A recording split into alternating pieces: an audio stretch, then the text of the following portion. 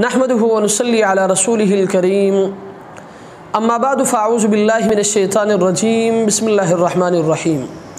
कोयटा से मोहतरम इलियास साहब ने सवाल किया है। उनका सवाल ये है कि मौजूदा दौर में जो आम तौर पर लोग जुराबें पहनते हैं कपड़े वगैरह के, आया इन जुराबों पर मसा करना जायज़ है या नहीं।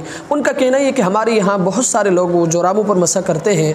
उनसे सवाल करने पर वो बताते हैं कि जुराबों पर मसा करना जायज़ है और दलील के तौर पर वो एक हदीस पेश करते हैं कि नबी अलैहिस्सलातु वस्सलाम ने जुराबों पर मसा किया है। तो अज़रूए शरीयत इसका क्या हुक्म है। मुख्तसरन मसला ये है कि जुराबों पर मसा करना जायज़ नहीं है। इसकी वजह यह है कि सबसे पहले आप इस बात को साबित करें कि मौजूदा दौर में जो जुराबें हैं, आया नबी अलैहिस्सलातु वस्सलाम के ज़माने में ये जुराबें थी या नहीं थी।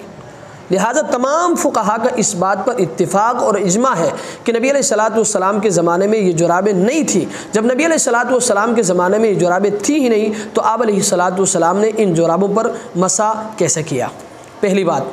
दूसरी बात यह है कि जब उनसे ये पूछा जाता है कि भाई आप जुराबों पर मसा क्यों करते हैं, तो उनका जवाब ये होता है कि नबी अलैहिस्सलाम के ज़माने में चूँकि मौज़े थे और आप अलैहिस्सलातु वस्सलाम ने मौज़ों पर मसा किया है, लिहाजा जुराबों पर मसा करना भी जायज़ है। वो क़ियास करते हैं। तो भाई आप मुज्तहिदीन के क़ियास को तस्लीम नहीं करते हैं, आप मुज्तहिदीन के क़ियास को मानते नहीं हैं और ख़ुद क़ियास करते हैं, तो ये बात भी समझ में आने वाली नहीं है। तीसरी और सबसे अहम बात यह है कि पाँव का धोना और मोज़ों पर मसा करना ये दलील क़तई से साबित है।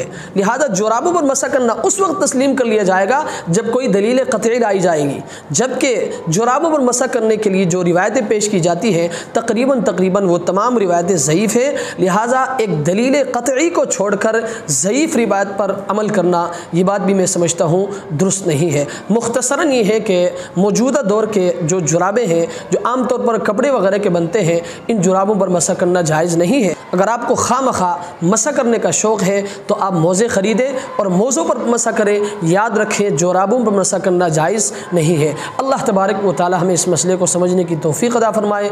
व आखिरु दावाना अनिल हम्दुलिल्लाहि रब्बिल आलमीन।